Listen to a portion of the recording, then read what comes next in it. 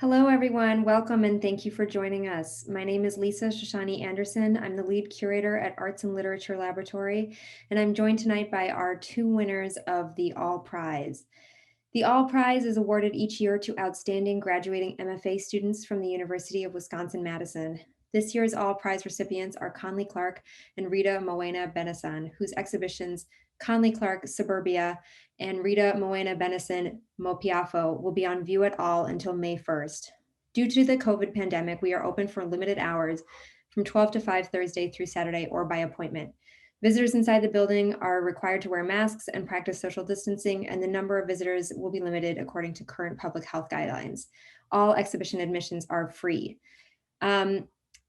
We'll be joined by the artists who will be doing a brief talk about each of their exhibitions, and then we'll be opening it up to a live question and answer session. If at any point you have any questions for me to pass on to the artists, please feel free to place them in the comment box and I will pass them on during our discussion.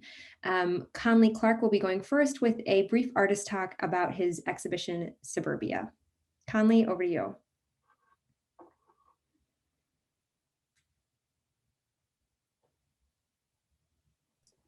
Hi, thanks, Lisa, and thanks for moderating this discussion.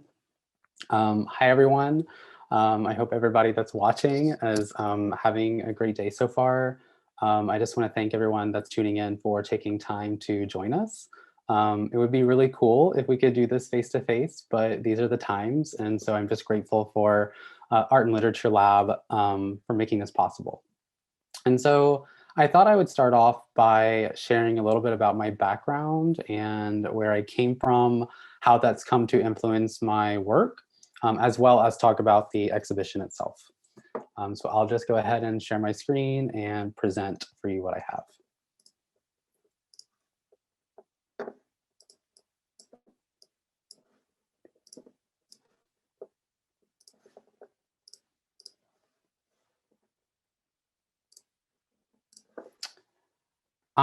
Okay, so my show at Art and Literature Lab is called Suburbia. I am a third-year graduate student like Rita, and this is my MFA thesis. I'm not originally from Madison. I came here from a small college town. And oh, can you guys see my screen? Awesome. I came here from a small college town in Southeast Missouri called Cape Girardeau. And I actually grew up and went to high school in an even smaller town just outside of that. But it's where I got my Bachelor of Fine Arts back in 2016, back in a university called Southeast Missouri State University. And I've always kind of just leaned into sculpture and video and installation as a medium. And so when I'm making work, I tend to employ materials like found objects, pictures, self-portraiture, videos, performance. And I also use more ephemeral things like light, sound, and sometimes even smell to invoke meaning and memory. In my last solo show, I actually put wax melts in the air vents so that the entire gallery would smell like a pina colada because it was beach themed. And I also have a certificate in gender and women's studies from the University of Wisconsin-Madison. And historically, my work tends to engage themes related to sexuality and gender. And more recently, I began to extend that into opening up a conversation about class, race, religion, taste, things like exaggeration, appropriation, and irony. All these things get used to invoke cultural values and traditions that are familiar to me, but not ones that I necessarily see myself in. And for the most part, I'm recontextualizing objects or images in order to generate new meaning from a queer perspective. And so I'm really interested in things or ideas that are broken or seem at odds with itself. Things that are ambiguous or difficult. And that's really important to ideas, not just about my work, but also myself and my experiences moving through the world. And it always feels like a kind of liminal or unresolved space. And so Southeast Missouri is part of what's known as the Bible Belt. And my family wasn't particularly religious or even conservative, but there was an expectation to at least present as such.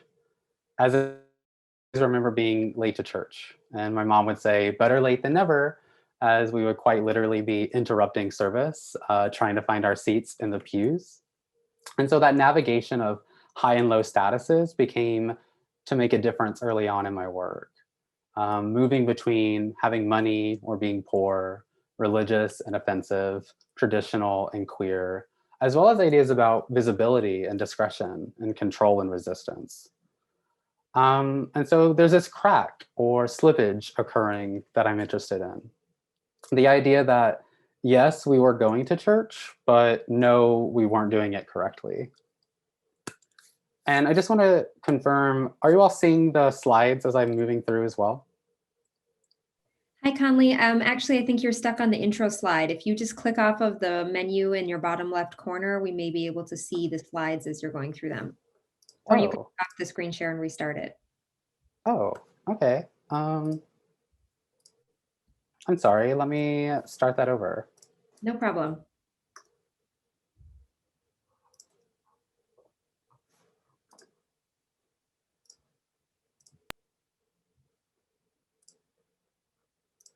Can you see it now?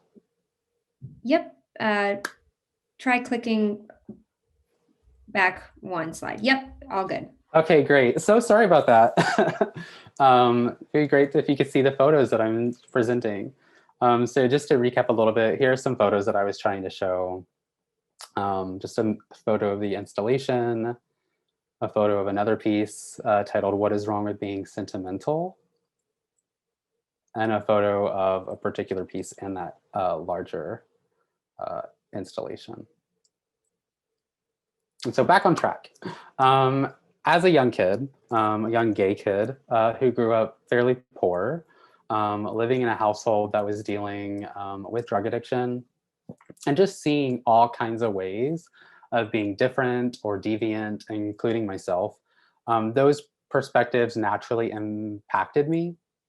And so I often describe the work that I make as unheroic or unmonumental or even poor objects. I feel like my work carries with it a kind of vulnerability that I know personally, and I can't help but to find beauty in that. And so my aim is to imbue that work with a kind of transformative energy or aspirational quality, so to speak, something that's loved, but not often or even supposed to be at all. And at the end of the day, I'm interested in making work that reimagines the world that we live in a utopianist kind of way. And so using my own experiences of feeling different or unwanted, I'm looking for hope and resistance in spaces not especially meant for queer people. And so that's a little bit about me, my practice, and where I came from. And so I'd like to talk about the exhibition now. And so the idea for Suburbia really grew out of coming to terms with my feelings and worries and experiences, both buying my first house last year, as well as having to spend a disproportionate amount of time inside it, getting to know it and getting to know myself in the process. And so when I was considering ideas for a show, I just kept getting drawn to the significance of home as it pertains to what was going on in my life at the time, but especially in response to the emotional weight of 2020.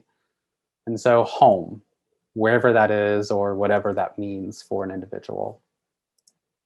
And in my case, my partner and I had just bought our first house in a suburb at the edge of Madison. And it was one of those weird moments in life when you aren't really prepared for something to happen as fast as it does. But it kind of just takes over your whole life and you go with it. And buying a house was always something that we talked about doing, kind of like a dream. Or just that, something that we talked about would happen, but never really put a qualifier or made plans to do so. And so last year was kind of a perfect storm, I guess, for lack of better phrasing. The floor kind of just fell out of the market, and it made the most sense for us to make that decision if we were ever going to. But that feeling of overwhelming joy that comes with being a first-time homebuyer, that was really complicated for me. There was this troubling, persistent, what I sometimes call icky feeling that came with the privilege of purchasing a whole house in the middle of a global pandemic and with the voices of Black Lives Matter protests and just everything that made 2020 the awful year that it was. And that was never lost on me. And it still feels awkward celebrating that milestone in our lives, given the time that we bought. And I just felt torn. Even as everyone around us was congratulating me and saying how happy they were, I had to remind myself to be happy. I guess it felt kind of like survivor's guilt. I felt bad for getting by and for being okay with so much pain in the world. And I never imagined as a kid or even before I was in a relationship that I'd even buy a house. And so maybe all of this sounds kind of weird, but it was confusing to me to be happy or feel like we deserved this, especially as a student as well, not knowing even what to make work about anymore. And nothing really seemed to make sense. But at the same time, it was a moment in my life where I was spending a lot more time alone, as I'm sure we all were. And in my case, I began to use that alone time and that solitude to forge a new home. I mowed the yard, I watered my plants, I was decorating the rooms, and I cleaned up messes. I was looking out the window a lot and got to know my neighbors from across the street. And so all of these seemingly mundane tasks became the literal foundation that I didn't even know that I needed in a time of so much turmoil and grief and precarity. And so after talking about all these complicated feelings that I was having with my friends and my fellow artists and my partner, I became invested in alternative ways of viewing my situation. And so instead of feeling like an assimilationist or feeling guilty, how can I instead see myself as an accessory to queer politics in an overwhelmingly traditional setting? Even further, how might the suburbs already be queer in ways that we're just not used to imagining it? Because the suburbs are so weird. They're uncanny and they're creepy, and everyone knows this. And they're also historically problematic and have represented a type of surveillance or exclusion, especially for minority communities or anyone that really doesn't align with dominant culture. And so for myself, I recognize that there was privilege, but for many queer and LGBT, Black or non-white homeowners, even in the suburbs, that privilege can feel derivative. Because I still feel different in my neighborhood and from my neighbors. I don't really feel like I fit in all the time, especially as I carry the baggage from where I came from. And so the whole topic of visibility and discretion becomes significant again.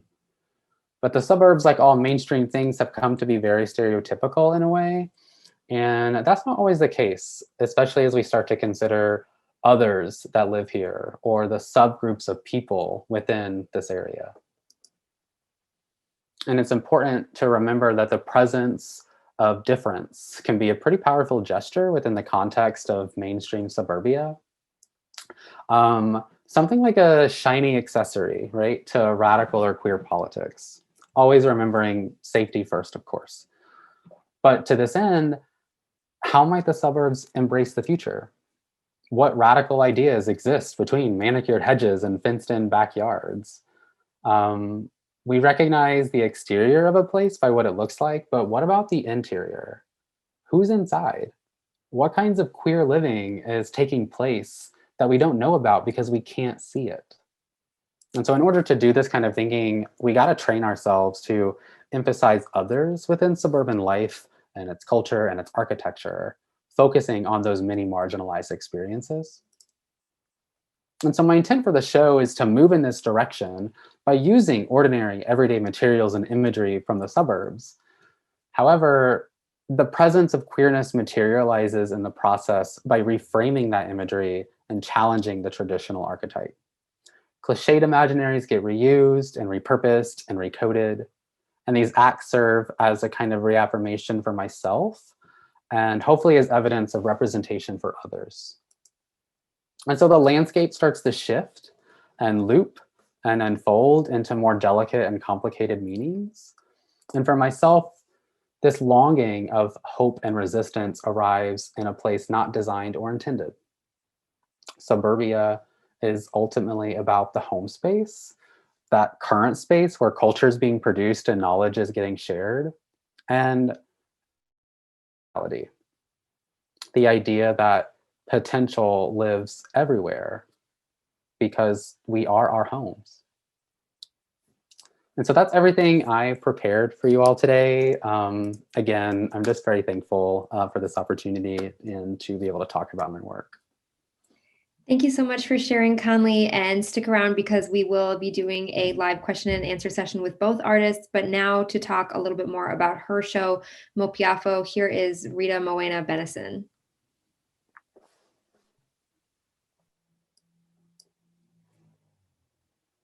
Hi, everyone. My name is Rita Mawuena Benissan. I am a third-year MFA graduate student at UW-Madison. I'm in the photography program. I'm very excited for you to showcase my Mopiafo MFA show to you all. So I'll share my screen.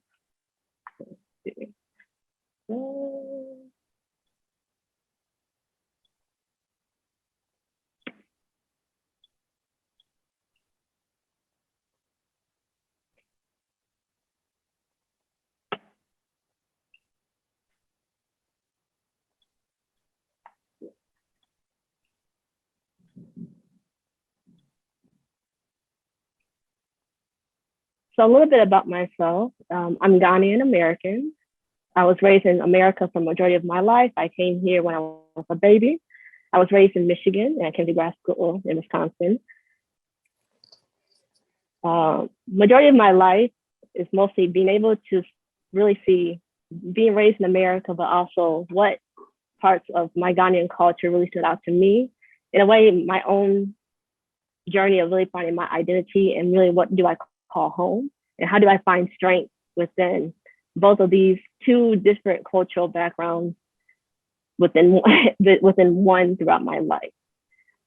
So Mopiafo means power onto you.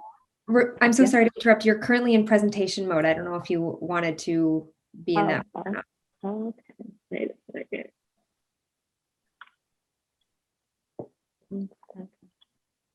Perfect. Okay. So yes, so Mopiafo means power onto you or well done. So it's a way to use as an affirmation, just like you will say congratulations. The gesture of it will be a peace sign, as you see in the gold image. So in a way, how across the world, the peace sign will be something that will have a peaceful remark or a peaceful gesture. Is also an affirmation to say, well done or congratulations. So families and friends at different events or ceremonies will use that gesture or use that phrase to their loved ones and their family members. But also in Ghana, we have the chieftancy, which is the chiefs, the kings, and the Queenmothers will also use that gesture to their people to, just to have that information to bring power and strength within their communities.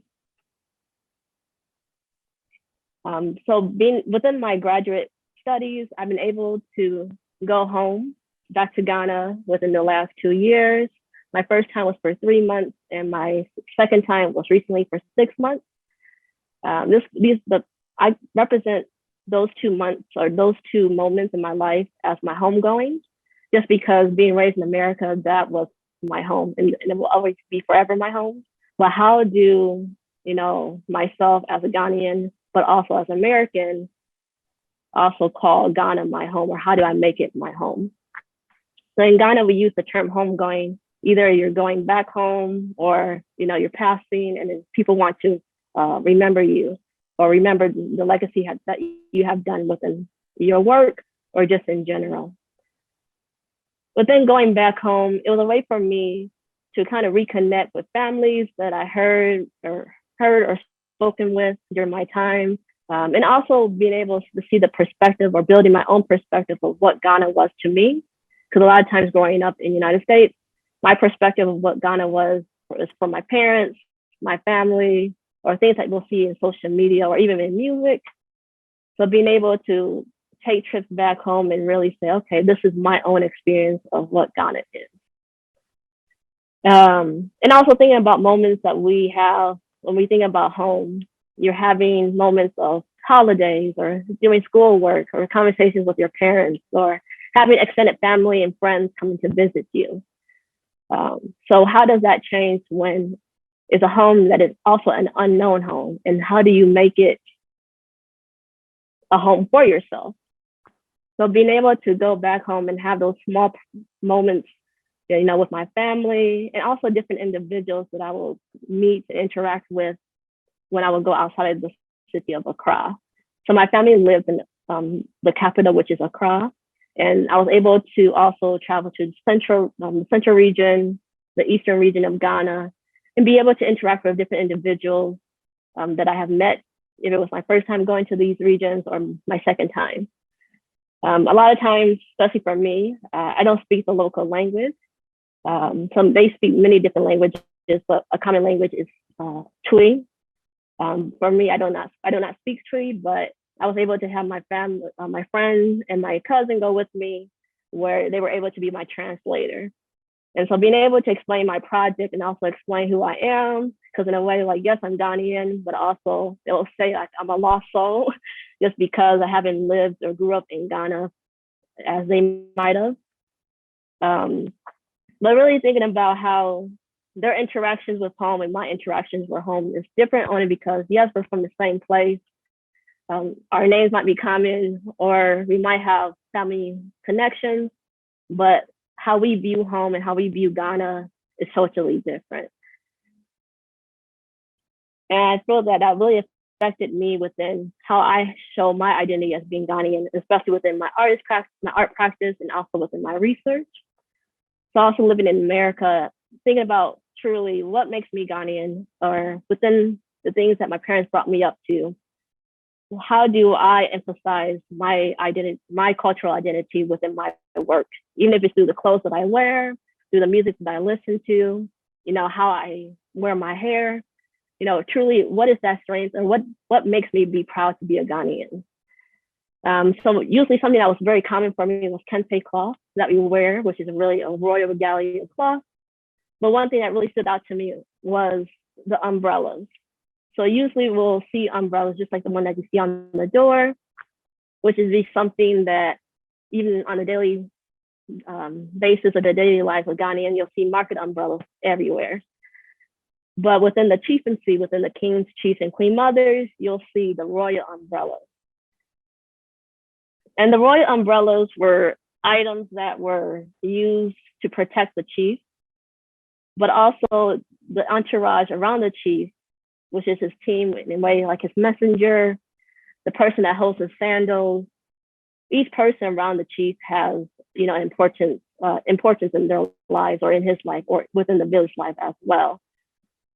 So within the importance of Apiafo and the gesture of the peace sign, I really want to be able to create my own redesign of the umbrella myself.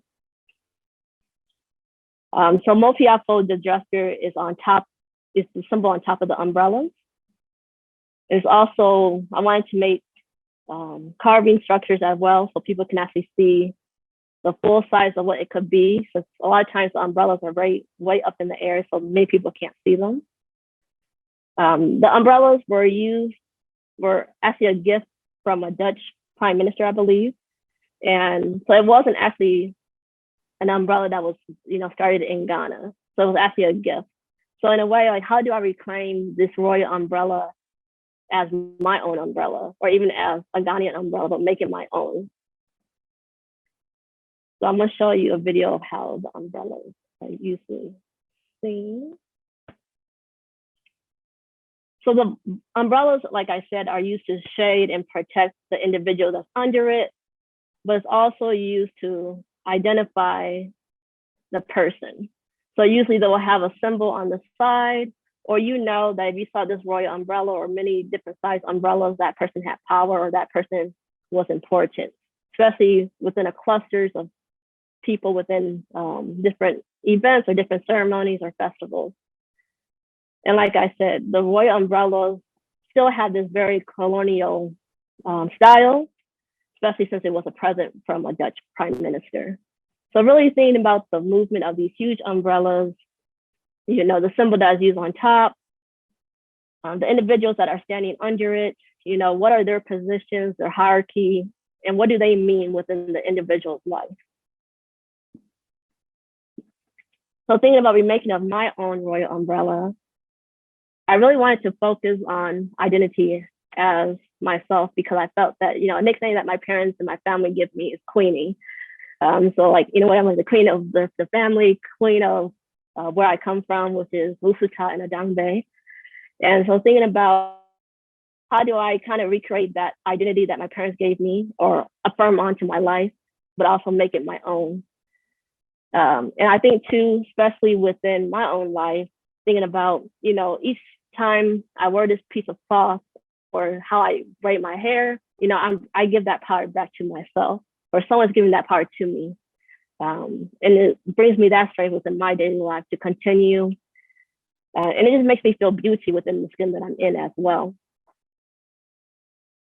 And so in a way, with thinking about the different individuals that I'm photographing and also the different individuals that I'm interacting with, how do I want them to feel when they're under that royal umbrella?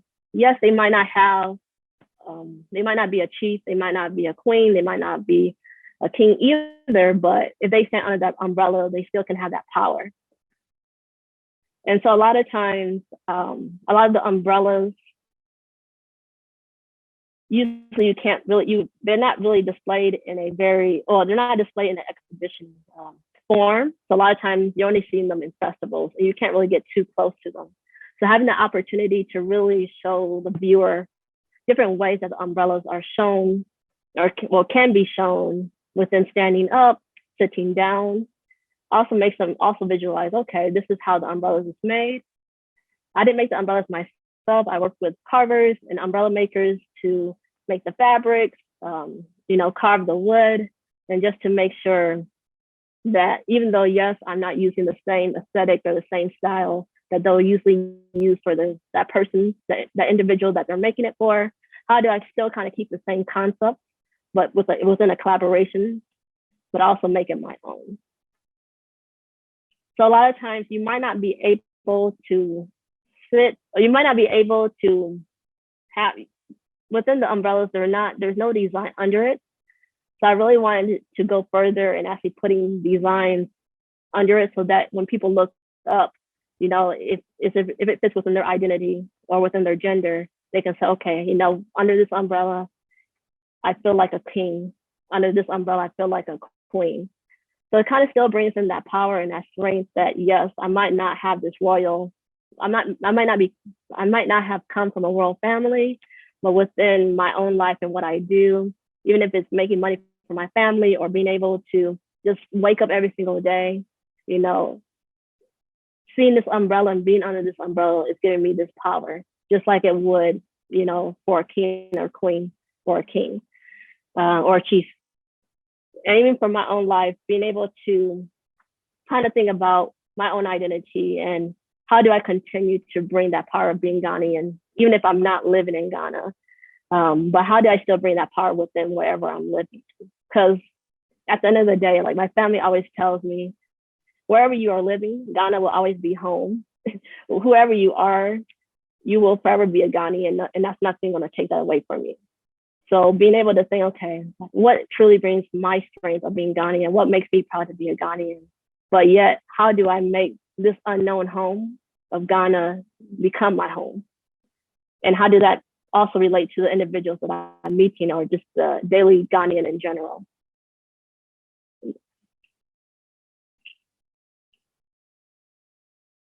Yeah, so this is my information. I have an archive project as well called Siheni, which is mostly displaying many of the archives of the chieftancy, which you can check out on the website and also on Instagram as well.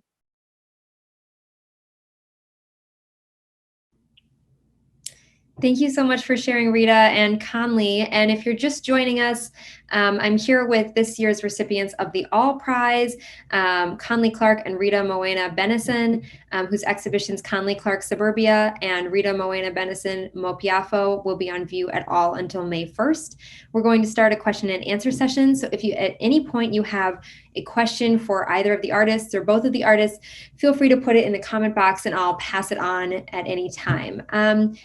Well, I think I can start off with a question for both of you. How has your process of creation and the concept of these exhibitions sort of developed for each of you over the last year or so as you've been working on them? Conley, do you mind going first?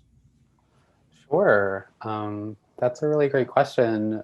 I feel like a lot of my concepts and a lot of the things that I start working on are continuously being developed. They're never fully realized or fully finished. I think that just sort of kind of goes back to my position and always feeling like I'm in flux or in between states or positionalities. And so with the work, when I started it, I didn't really know how I felt about it. I felt ambiguous. I talked about this sort of unusual kind of shame or ambiguous feeling of the privilege that I had at the time and what we were doing and the house that we were building, and all taking place in a time of such like precarity and like awfulness that was 2020. It felt like I wasn't quite being touched by that awfulness, and it's all I knew to make work about, because that's what I was feeling so strongly about. And so as I began to like work through those really complicated emotions and feelings, and thinking about the suburbs as a place, as a site, historically, what they've come to represent in America, but also how it's viewed or what the suburbs mean across the globe, has really changed and opened my eyes a lot too, because especially in the direction of like queerness or difference or like the multitude or melting pot of people that are here. Because in America, or at least from my experience, it feels like the suburbs represent a kind of upper middle class, white sort of landscape that has come to be very stereotypical. But in other places, that's not the case, right? It's come to represent like the sprawl, or it's a sort of place of destitute that is so far outside or so far removed from the city center that it's the only place where folks can, afford a house. And so it's interesting to have those two cultures or ideas of a singular place kind of coming together through my research and through thinking about it. And, after living here for a while and working through the show and making the work and having that kind of catharsis, I feel good. I feel happy, and the show brings me joy, and it brings me joy knowing that I did the best that I could to provide a representation, not just for myself, but to remind other people that there's difference in a place that seemingly doesn't feel so different, or feels very uniform or cookie cutter or dominant. That's not always the case. Sometimes we just have to go looking for it. Yeah, absolutely. And Rita, how has your process of creation and the concept of your exhibition developed over the past year or so as you've been working on it? Oh, yeah. So throughout my first 2 years of grad school, my work has been focusing on the Black aesthetic. So how do we as Africans, African Americans, define ourselves or define our aesthetic? Even if it's living in Madison, where there's not really many of African or African Americans on campus, or even in the city, how do we, within our aesthetic, within our style, within our hair, what brings us strength? And so that really took me into a journey of what bring me strength within my own identity of being, Ghanaian and American. And within the process of even making my own umbrella, I made my first umbrella as like a DIY. So it wasn't the perfect umbrella, but being able to actually just create it, especially having a textile background and be able to just make something that was really out of my art practice in general, because usually it was just behind the camera. But being able to also not just be so independent as an artist, but then also being able to collaborate with other carvers and other art makers in Ghana really helped me to actually establish, this is really like a teamwork of how do we make this one big, huge royal umbrella, but also being able to use all these different ideas, all these different meanings within the symbolisms of the words or the phrases or parables, but then also the Adinkra symbols that are such a big meaning in our own lives as Ghanaians. So it's been an amazing journey because now I'm able to, not just call myself, a photographer, but also call myself an interdisciplinary artist where I'm able to work with many different type of mediums. And also just a way for me to even get closer within my own identity too. So it's like a growth within itself. And Rita, when did you first get interested in the royal umbrellas and kind of using or reappropriating or even subverting that symbol in some ways? Yes, I started, I believe, my first year spring semester. I kind of talked about it during my fall semester with the DIY. I think Conley was in the class too when that happened. So it was his first DIY. Then that summer I was able to actually go back to Ghana. That was my first time going to Ghana, and I was able to go to Kumasi, and that's where the Shanti Hene, the king of the Asante region, lives. And so being able to go back and really seeing the history of it, because a lot of times living in the United States, there's only so much information that is out in the world about the umbrellas or just the historical aspects of the royalty in Ghana. So being able to actually talk to historians at the museum there and talk to different historians and professors as well, really just broadened my idea of how this was such a colonialized object, but we're using it till this day. And how, even if it's the same material, are we still having that colonial idea of, okay, this is what the umbrellas will forever be, but adding little touches of how to really create it to be a Ghanaian umbrella. But also just opened my eyes about, okay, we have this information, but the information is not out there to the people, especially to the people of Ghana. So how do we create this space, or how do we create artwork that can actually help broaden the idea of what this object is, but also hit the historical contents of it too? Because especially for Ghana, we're really about storytelling and how we tell our stories about our history. Because a lot of times we don't have the photos. So in a way, being able to expand the storytelling to physical objects and be able to tell the stories of the everyday people now. Mm-hmm. And what do the words around the edges of the umbrellas say? I couldn't quite tell in the picture, and if anyone hasn't had the chance to see it in person. So mostly the first umbrella just says, I don't speak Tree, so I'll just try to pronounce it, but the first umbrella says, today I felt like a king, and the other one says, today I felt like a queen. So still kind of having that affirmation saying, okay, today, you know what, even if today was bad or good, I still feel like a queen today, or I was able to feel like a queen, or still feel able to feel that royalty. So it kind of gives you that experience. And then Mopiafo means power to you. And Conley, along the same lines, if someone hasn't had the chance to visit the show in person, just from the photos you shared, there's such a variety of sculpture in the show, and it's almost like you can't quite get a grasp on how many different pieces there are and how many different materials you've used. And would you be able to maybe just take us through it, materials wise or object by object, and how all of those different pieces kind of coalesced into one installation? Yeah. So that's just very indicative of the way that I work. I kind of just move through materials, finding or discovering or looking for things that I feel are appropriate at the time. And so when I was thinking about how I was going to lay out the show or design the show, I was really trying to pay attention to what I was seeing in my like day-to-day life, like driving around my neighborhood, looking out my window, and even like the things that I were coming into contact with in my own home. How can I make that bigger? How do I exaggerate it? Or how can I sort of subvert it or abstract it?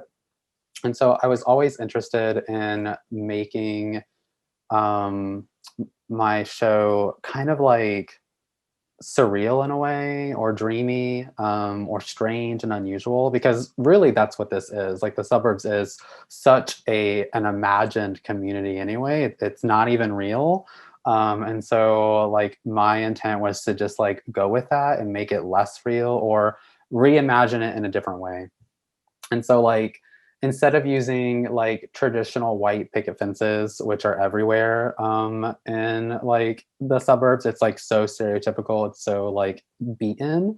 I used, you know, plastic artificial like garden trusses, or, you know, like the fencing that you would line the back of a deck with, to keep the little critters out.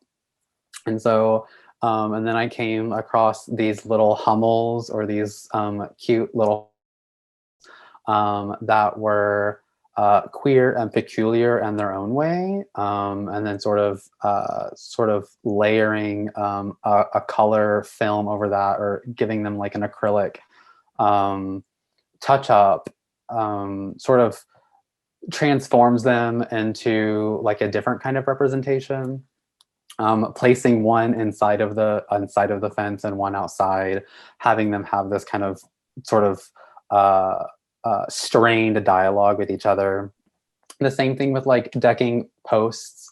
You know, around the gallery, there's these like chopped pieces of cherry wood, these 4x4 posts, which serve to kind of like, as I think of them almost as like traffic cones.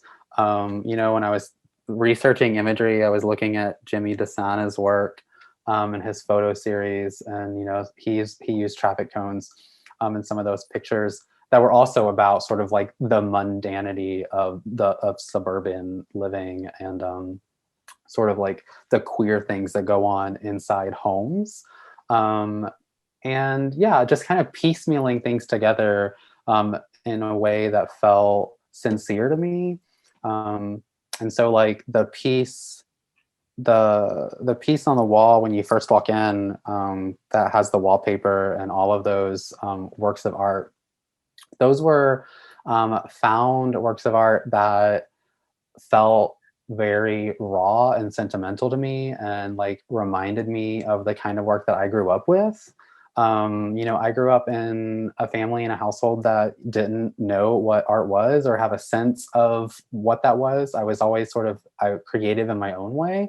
But we had kitsch objects in the house, for, you know, sentimental reasons, for whatever and what have you. And I really wanted to just bring that into the show, because I feel like, and it was important because I feel like with, you know, this idea of suburbia, everything is new, everything is sort of the same.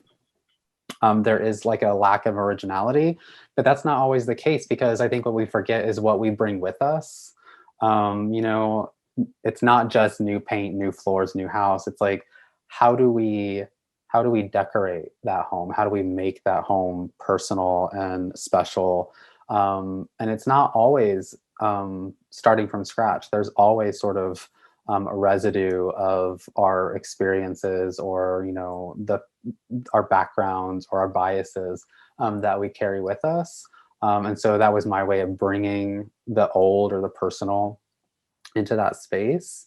And I've always worked across mediums. So, you know, working in video and performance has just been something that I do. And I felt like it was necessary to kind of merge those together with, you know, the TV screens. TVs, you can't get more domestic than that anyway. So having these dreamy cotton candy-like clouds floating in the backspace, or having, you know, the videos of like the purple candy colored grass, blades of grass, blowing with, this sort of very cinematic, like closing credits music in the background, all sort of comes together to create a very unusual atmosphere, or reinterpretation of suburban living that kind of melds both what I think I'm seeing outside in my everyday life with the personal or the intimate or the interior. And can you expand a little bit on the sense of the uncanny that you talk about that's found in your work, and why you think it's so prevalent, not only in this piece, but in others? And, how does that interface maybe with the sense of the religious that you also touched on at the beginning of your artist talk? Yeah. Funny that you bring up the religious, because there was a painting that my mom has that I grew up with that I really wanted to like get into this show. I just couldn't make it happen for reasons. And it's a gold or like a gilded or a brass picture frame with what I think is an angel or a woman that's being overcome by the Holy Spirit. But it's unusually evocative. It's borderline sensual, and very strange. And you're like, what is going on in this photo? And my mom always hung it like way too high on the wall. So it didn't even make sense. Like it's like the painting itself was reaching for heaven. She wanted everyone in the space to see it. And so like that just sense of like something is amiss, or like things aren't quite right, has always kind of followed me in my work. It's something that I've always kind of felt and carried with me. As a kid, I've always felt different. I've looked different.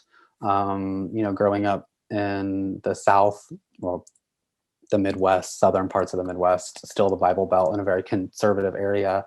It was hard to fit in. And, I just sort of latched on to those things that come across as unwanted or discarded. There's like an affinity there. It's like I can kind of see myself reflected in or relate to that quality. And so I wanted to bring that into the show because, even moving here and having, this home, things still didn't quite feel quite right. Everything felt kind of amiss. And I had, a long time to spend kind of in this neighborhood. And the longer I looked around, the more I was like, wow, like this is such a weird place to be at. Like everyone's walking their dogs at the same time, dinner served at the same time. It's just like a very dreamy, unusual place to be. And I mean, that in and of itself is sort of like uncanny for me. Like, and I intentionally, even with the piece with the two clocks, I intentionally didn't set the time to be the time that it is in the gallery. So even walking in and sort of observing the clocks there on the wall, it's not the right time. So already it's kind of like off kilter or off-putting or confusing. And so I just wanted to further emphasize that. Mhm. Rita, I have a question for you. Can you explain a little bit more about your photographic process and how you kind of come across your subjects, and if you interview them or if you already know them, or how does that work? How do you come across these people and why do you decide to photograph them? Yes. So majority of the photos that I have in my exhibition are family members. So a lot of times it was my first time meeting them, but usually I would hear about them, but I actually never actually saw them in like face to face, or I've talked to them on the phone, but actually never have actually seen them face to face again. So a lot of times, even photography wise in Ghana is very kind of off-putting. A lot of times people say like, oh, I don't know what you're going to use this photo for, or even if it's a family member, they're like, oh, I don't want my photos taken, just in general. But once you get more comfortable with them and you start having conversations, and even if it's just capturing their essence, I'm able to really quickly do one or a couple of shots, and then within a few seconds or a few minutes, And within that, but within traveling to different regions where it wasn't photographs of my family members, usually I would have to have my cousin with me or a friend with me just so that they can introduce me and also say, okay, she's doing this project and this is why this is what the photo will be used for, just so they know that, okay, we can kind of trust her, or okay, I know my photo will be be on exhibition. And even having throughout my 6 months having conversations with my professors, one thing they really like, one thing that stood out to me was saying that, you know, I'm taking photos of the daily Ghanaians. So in a way, how do I tell them if this photo is if this photo is in an exhibition, in a way, it's an advertisement for them to say, okay, this person is selling this in this city on this street. So that means if someone from the exhibition saw it, even if it's in Ghana or in the United States, they're like, okay, if I go to Ghana, I will go to this person and get this material or get this object. So in a way, it's like, okay, you're also making a networking essentially. So then they're like, okay, well, I know she'll be able to bring me more customers. But if you also just talk to them and really just sit down with them for a couple of minutes and really talk about, you know, who you are, how and who they are, they're open to be more open to for you to take photos. But a lot of times even if I'm Ghanaian myself, they'll say like, okay, you're still lost, you know, you truly have not been home. So we might not know what you're going to do with the photo, but really just sitting down with them or having someone explain to them the best way for me to actually get, you know, like a session with them or even just a few minutes with them. And how did they react to your exhibition concept, this idea of more power and kind of elevating the subjects of your photos with the use of the umbrellas? Did they have any reactions to that? Oh yeah, so like I said, like photographing in general is just very off-putting in Ghana, but even trying to explain to them about the umbrellas, there's a part throughout my art practice where I actually made smaller umbrellas for them to stand or sit under. They're like, oh, I can't be under this umbrella because I'm not a chief or I'm not a queen mother or not a king. So they felt that if they stood under that umbrella, they might get in trouble or they don't want someone to see that, okay, they're doing this. So in a way, it was just kind of like, you'll get some good ones and they will say, okay, or then you get some other people to be like, no, like maybe not today or another time. Or people will just, you know, flat out say no to me. Which was a very common thing. But I think once you really just sat down with them and explained to them what you're doing, and even showing them my passport too, they felt a little bit more comfortable, you know, with the process of photographing them. Because a lot of times they don't really art is not really much of a much value thing in Ghana. So a lot of times when they see artists doing something, they're like, oh, you're just wasting your time. Or I'm not gonna be part of this because like, what is it gonna do for me? Are you just using me just for your own work? So what is like, how would this, you know, help me to get exposure in a way? Or what exposure are you taking away from me with this project? Mm-hmm. Yes. Conley, question for you is, do you feel like your everyday experience of living in your home has been at all affected by creating this show, or after creating the show? What does your life in the suburbs post suburbia look like for you? Is it different at all? Yeah, that's a really great question. It is different, and it's different because I feel more comfortable. I feel that I have a better understanding of the place that I'm at and I'm living. Before, I didn't really know much about the suburbs or the history of them, where they came from.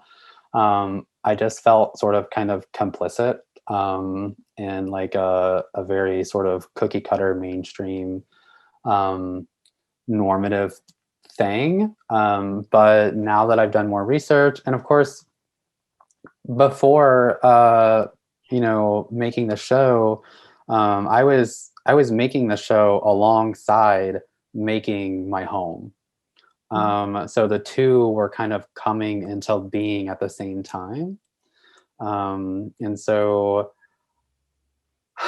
I mean, I've definitely got more creative with my practice. I've gotten, I think, better understanding of like the way in which I make, like what my aesthetic is.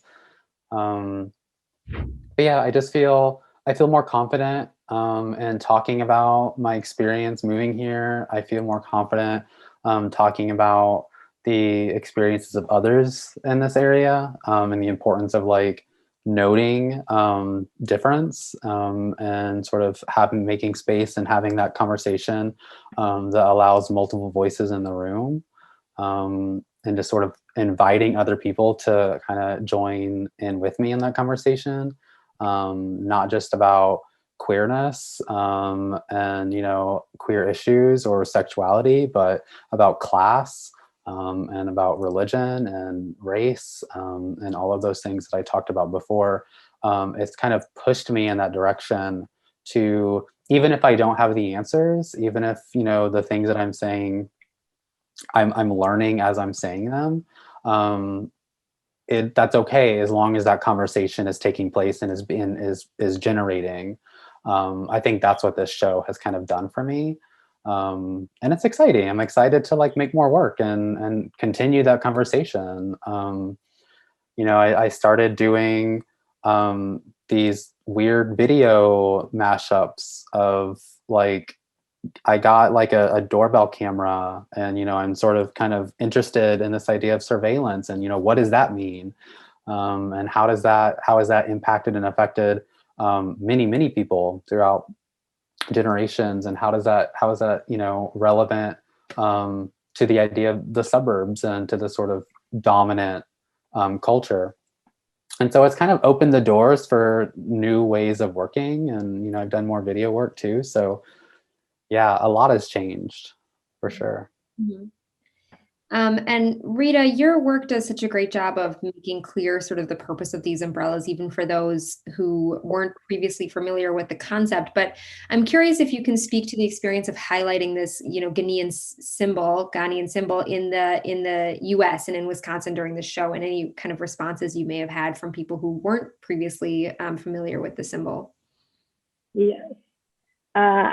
Mostly people will just assume that it just means peace, which is a good assumption too, because it's still that affirmation of peace or well done. And I think too, with just the umbrellas in general, it's not an object that you'll see very common in an exhibition space, even just in general in everyday life. So kind of thinking about how the umbrellas are used here and how the umbrellas are used in Ghana, where you see, even if it's not a royal umbrella, you'll see market umbrellas everywhere, just clusters of them everywhere, especially when you're going to really big markets or just the side of the road. But in America, you usually just see maybe umbrellas that are used for patio structures, and that's usually it. So, and even people wanting to actually hold the umbrellas, but you had to be very, very strong to actually, be willing to even lift one up, because they're 9 feet long. So they're 9 feet in general, and they're made out of bamboo, which is a very lightweight material. But when you have, I believe it's 30 sticks together, so there's 15 sticks inside, 15 sticks out, and then you have the wooden stick, which is heavy as well. Like compared them together, adding them together, they're just very, very heavy. So I feel like it makes people wonder, okay, can I lift this up? Do they still have the sense of being in Ghana if they were under it? And also, do they have the royal, do they themselves, even if they're not Ghanaian or even African, do they feel royal, under it, as someone who is from Ghana and will say, okay, yeah, this umbrella is something that I recognize. So I know what the meaning of, to someone that have never seen a royal umbrella, or if they just see an umbrella in general, they're like, okay, it's about to rain outside, or they're using it for shade protection or shading and protection. So usually people are just very curious, and I think curious is the main thing, because a lot of times, even just the symbol itself, with the peace sign or the Apiafo sign, it's not something like being able to see like the meaning of it from 2 different perspectives that have similar meanings but still different. So I think people are just very just kind of surprised as well, but just very they just want to know more. Mm-hmm. Yeah. Well, I have one final question that's going to be for both of you here, unless anyone watching has any questions they want to ask both of the artists here before we wrap it up. But this is sort of to both of you. I guess, Rita, you mentioned the idea at the beginning of your artist talk about homegoing and experiencing your home in Ghana. And Conley, you mentioned how your exhibition concept was informed by spending more time at home during the pandemic. And I'm just kind of curious if each of you can expand a little bit more about how the concept of home or, belonging kind of plays into both of your exhibitions, or if there are any other associations with that concept of home that come through in your shows. Conley, if you don't mind answering first. Yeah, that's a really great question. I don't think anything, any part of our lives hasn't been affected by the events of last year and the pandemic and just sort of this new way of doing things. And, that's true for understanding home. That's one like really interesting and like beautiful through line between me and Rita's exhibitions is it's both kind of trying to understand and sort of work around this idea of home and what does that mean and what are the complications of it, and where can we find it. And yeah, I mean, for my show, like, home became a source of creativity, uh, imagination, and sort of self-reflection. Um, I was able to kind of find myself in a place where I didn't think I would be able to, through just sort of being present and having that time to spend in my home. And I also think like this might sound kind of tired, but like home, the people who we have in our lives too, like home isn't always sort of tied to a place or a thing, but it can be much more discursive than that. And so, I have not been in my actual home and still felt like I was home. And through even having like more long distance conversations and virtual conversations with friends and family, it still brings back those feelings that home I think represents. And for my exhibition, like I think the importance of home is so. I think the idea of home is so kind of indicative or surrounded by this idea of community and finding your community and sort of seeking that out and surrounding yourself with people who respect you and love you and who you have common ground with and share similar things with. So yeah, I mean, I've been able to do that here, and in the past year I've been able to do that with everything really. So yeah. Beautifully said. Rita?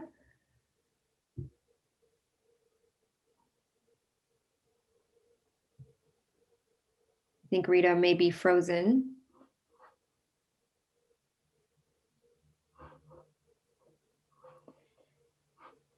Well, if Rita comes back, she can chime in here at the end, but that has been pretty much it for the question session. Thank you so much for everybody watching, and to both artists, Conley and Rita, and major congratulations to both of you for receiving the All Prize this year.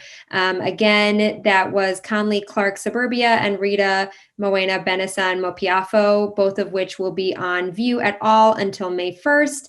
And due to the COVID-19 pandemic, we are open for limited hours from 12 to 5 Thursday through Saturday or by appointment, and exhibition admission is always free. So I highly recommend that everyone go and check out the exhibitions in person. And thank you to both of you and to everyone watching. Sorry? I'm back. I'm not sure what happened. We lost you for a second. Yeah.